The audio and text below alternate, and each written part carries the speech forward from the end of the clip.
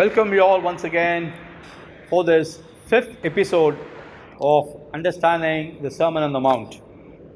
We have been dealing with four different parts of slowly getting into the real subject of the Sermon on the Mount. Friends, we have already discussed that this Sermon on the Mount is of very great importance in the human history. Again and again, people have gone back to these verses which have marked their way, marked their path for great many leaders to follow in the life and life struggle. And here again, today we are going to discuss about one important thing which has become the classical example of Jesus's cliche, if you want to use the word, or in literal sense it's called as a punch dialogue. We refer to punch dialogues these days, those slogans, those terms that people take and use it for themselves. Yes, we can. This was Barack Obama's election campaign. Yes, we will is the other person's campaign speech. A little before, if you go to refer to Martin Luther King Jr., he would say, I have a dream. The late Prime Minister Rajiv Gandhi, he said, I too have a dream. Here, our own politicians, every politician has his own way of conveying to people, addressing people. You just mention it, people will immediately get connected to the person whom you are talking to. But this happened 2000 years ago. Jesus now coined something for his own. And this is what we're going to discuss today. He said, you have heard it for yourself as it was written in the past. But I tell you now, but I say unto you. When he says, this is what I am saying, listen to what I say. But I say to you, these words, particularly the word conjunction, but, that's very, very important. When he says, I'm telling you, or but I'm telling you, makes more difference, more of a difference here. Friends, what did Jesus now exactly trying to say? Jesus was no illiterate. He was a qualified man. He understood the law of his time. He understood the history of his time. He understood the politics of his time, the economics of his time. And moreover, he understood the religious understanding of his time, the religion and the faith and the creed, confessions of his time, the Jewish confessions. It's been taught to every Jewish child from the beginning, by heart, to have them memorized. Deuteronomy 6 says, teach it to your children when they sit down, when they walk, when they are asleep, wherever they go. Let them be in our minds.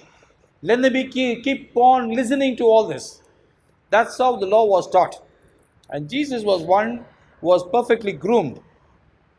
Historians even go to the extent to say he was part of the Essene community, the Qumran community like John the Baptist, where he was groomed.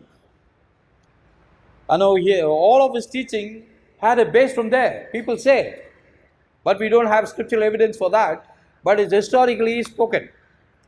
Friends, now what I'm trying to say is, Jesus here says, you have heard it in the past, or it was told for you in the past.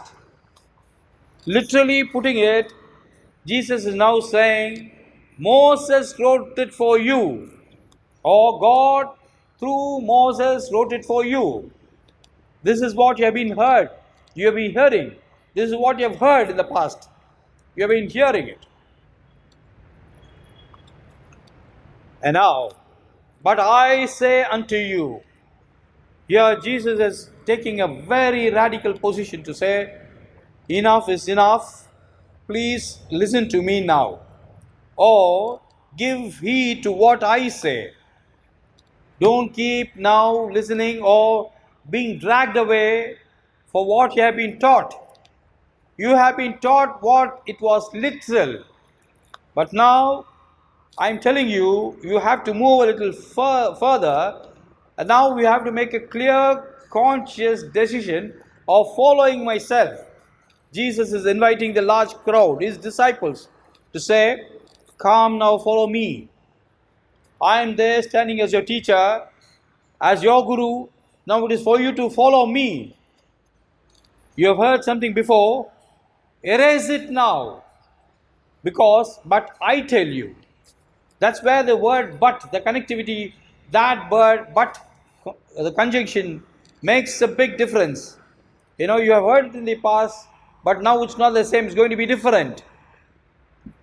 So, what Jesus is trying to say here is that we have to have a clear shift in our understanding of God, God's word, God's mission, and God's emphasis.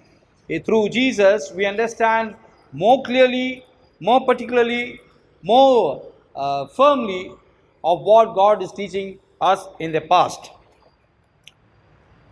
It is said, this Sermon on the Mount, all put together, it is consisting of 107 verses. 107 verses together. From chapter 5 to chapter 7, it's all put together coming to 107.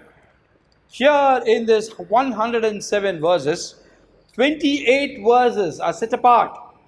These 28 verses all refer to this circumstance where Jesus says, you have heard it in the past, but I tell you now. But I tell you, but I say that. He is referring, giving up 28 verses and its context in a different way. Friends, now Jesus is calling us to say, this is a clear new teaching. That is why at the end of the sermon, when people heard it, said they marveled at him, and they were really amazed because he spoke not like the Pharisees, not like the scribes, but he spoke with authority. Jesus had the authority to say, enough is enough, now listen to me. Friends, this is what the vital teaching of the churches. Now we have been groping around, going here and there, and mixing up with a lot of things, forgetting about what Jesus and his teaching is all about. Some time ago, it was Peter, one of the apostles, the senior apostle, who was justifying the position of the Jewish community, where the Jewish faith that was predominant, or that became an essential part to become a Christian, to Judaizing, to become Judaizers. And this position was contested by Paul, saying, enough is enough, that's not the way. For us, circumcision and to become a Jew is not mandatory, it is not requisite for one to become a Christian. Again, in the New Testament, what we see of Paul is more of Pauline doctrine. Pauline doctrine is, they say, is got influenced by the Greco-Roman world and their understanding. Paul has been influenced by a lot of Greek thought, lot of the Hellenistic thought, lot of the New Testament world of that time. So we have two different worlds before us. One world representing the Jewish world, another one representing the New Testament world of the Greco-Roman kingdom and the Greco-Roman circumstance. In between stands Jesus. Jesus in the middle. And his words are very plain and clear. Jesus doesn't mix up things. He's talking to us in parables. He's talking to us in illustrations. He's talking to us in stories, simply to connect. And we don't need this Jewish faith to come and mix up, or the Hellenistic Pauline theology to have such a grandeur explanation, such a magnificent, biggest explanation for small things. What is required here is coming to Jesus and asking Jesus to teach us. All that he had to tell are present here. The nutshell, the essence, that juice, that crux, that is present here in the Sermon on the Mount. Friends, in this episode, this is what I would like to present before you, saying, come, we have the one and the only master teacher who will teach us what is life, what life is all about, and what is required. How are we going to live in this world? Please come to Jesus. Take Jesus' words to be serious. Let's not get into big debates, great debates, theological debates. Rather, coming to simple theology, simple fact, where the gospel presents us about the kingdom, about Jesus, and the life, a new life that He's giving us through Jesus. Or coming to God, reconciled to God through Jesus. This is what the gospel is talking about. Come and understand what Jesus is willing to explain to us. Thank you. We will understand more about this, how Jesus is explaining, in the next episode. In the episode 6, we'll get into the details, what is and how is Jesus explaining about these things, that when he say, I tell unto you, what is he really telling? Please come with me and listen. God bless you.